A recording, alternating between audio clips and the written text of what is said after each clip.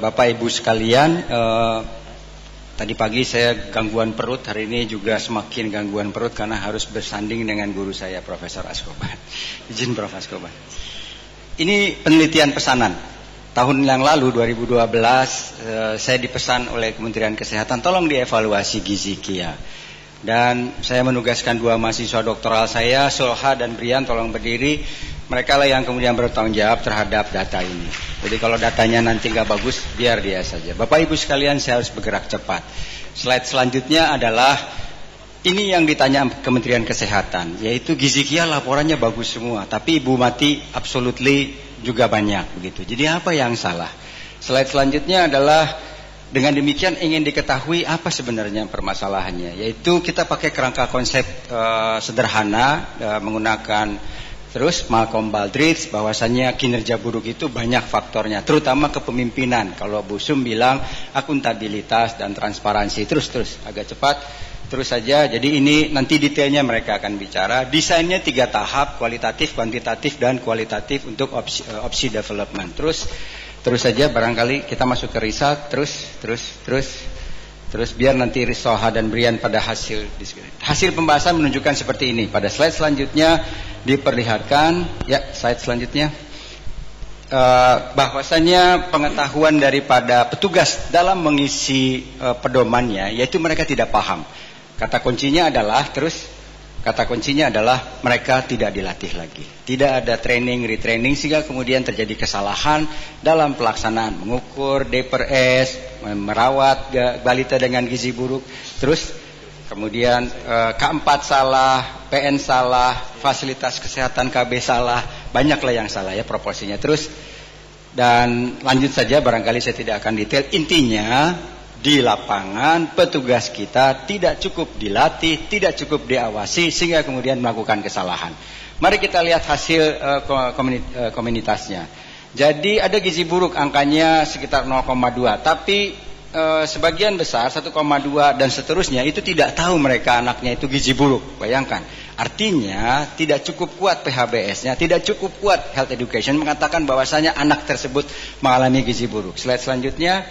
Itu artinya bahwasanya kita sedang diperlihatkan lembaga UKBM mengalami kegagalan. Terus dan tentang persoalan indikator gizi, terus ingin diperlihatkan bahwasanya kalau bicara tentang indikator gizi, seringkali orang gizi KIA merasa dirugikan. Kenapa? Karena persoalan gizi itu bukan persoalan satu sektor tapi multisektorial. Terus dengan demikian mestinya implikasi kebijakannya adalah dia tidak di Kementerian Kesehatan, indikator tersebut ada di luar Kementerian Kesehatan atau merupakan multisektoral.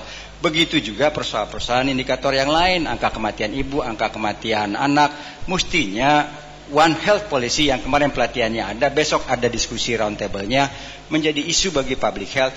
Tidak atau jangan berpretensi persoalan kesehatan menjadi isu dari public health saja. Terus saja barangkali. Kemudian mari kita lihat ada persoalan-persoalan. ANC pertama itu mestinya pada trimester pertama. Ternyata 56% ibu-ibu kita tidak mendapatkan ANC pertama. Terus itu berarti kita bicara tentang aksesibilitas yang buruk. Itu berarti terus kita bicara tentang ignoransi masyarakat. Itu berarti kita bicara tentang promotif primitif yang juga mengalami kegagalan. Terus kalau bicara tentang kepatuhan sesuai dengan 7T ini ya, kita bicara 5T sekitar 30%, 60% saja yang patuh. Kalau udah masuk kepada 7T, yang sesuai itu tinggal 0, artinya apa? Ketika anak ibu itu datang pada trimester pemeriksaan yang keempat, bidan itu tinggal tepuk-tepuk bahu daripada si ibu. Bu, kelihatannya ibu itu baik-baik saja dan doaku semua mudah-mudahan kelahirannya dengan baik begitu. Slide selanjutnya. Dan kalau kita bicara Yankes untuk balita juga diperlihatkan angka yang tidak baik. Kita sedang berbicara tentang kualitas yang sedang dipertaruhkan di sini. Terus saya selanjutnya penjaringan untuk anak-anak sekolah juga kata kuncinya adalah selalu tidak baik. Yaitu kita lihat hanya 16% yang melakukan kegiatan UKS. Jadi UKS ditinggalkan. Padahal kepala sekolah, guru ketika mengatakan biru maka biru semua, hijau maka hijau semua. Slide selanjutnya. Terus kemudian tingkat penerimaan terhadap nakes sesungguhnya makin bagus. Slide selanjutnya, tetapi kemudian pada data-data sebelumnya saya perlihatkan mutunya jelek. Apa akibatnya? Pada slide selanjutnya saya perlihatkan ketika terjadi kejadian tidak diinginkan, maka itu berarti bukan kesalahan petugas-petugas kita di lapangan, tetapi karena kedodolan dari Dinas Kesehatan dalam mengelola program kesehatan. Slide selanjutnya. Terus saja barangkali itu berarti akan ada berbagai opsi kebijakan untuk memperbaiki safety dari program tersebut. Slide selanjutnya, saya tidak akan detail. Ketika bicara tentang primary care yang belum optimal, perhatikan, pelayanan KB itu di rumah sakit yang sesuai itu hanya 77%. 23% yang mestinya dilaksanakan di puskesmas, pergi ke rumah sakit semata-mata karena puskesmas kita, gatekeeping kita tidak cukup hanya untuk program KB, belum program-program yang lain. Artinya apa? Kita sedang secara serius meninggalkan sistem-sistem primary care kita, dan itu berbahaya bagi sistem kesehatan kita. Slide selanjutnya, variabel penyebabnya apa? Pada slide selanjutnya saya perlihatkan data-data kami menunjukkan bahwasanya kepemimpinan di puskesmas tidak transformatif. Ada sekitar 31% tidak tahu mesti berbuat apa sebagai pemimpin puskesmas, tidak tahu harus berbuat apa di dinas kesehatan.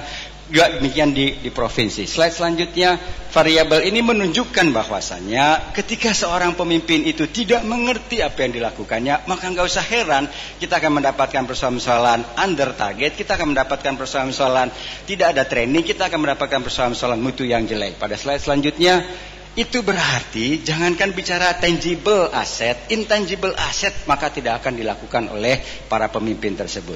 Jadi persoalan ini adalah persoalan yang amat serius. Bapak Ibu sekalian, walaupun ini penelitian ini saya presentasi di mana saja, justru orang Kementerian Kesehatan meminta saya untuk presentasi di depan Bapak Ibu sekalian untuk memperlihatkan betapa kita punya masalah dalam persoalan-persoalan ini. Slide selanjutnya.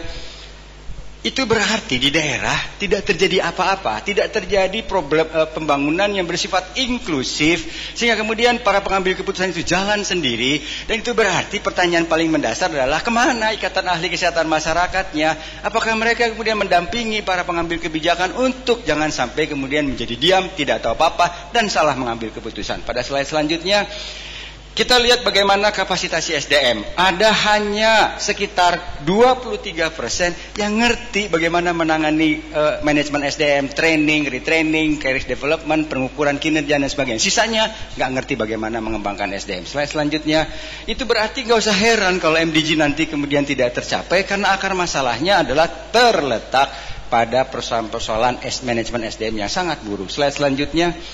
Itu berarti ini tidak pernah dipahami oleh teman-teman di Kementerian Kesehatan yang ngurus SDM kesehatan. Slide selanjutnya.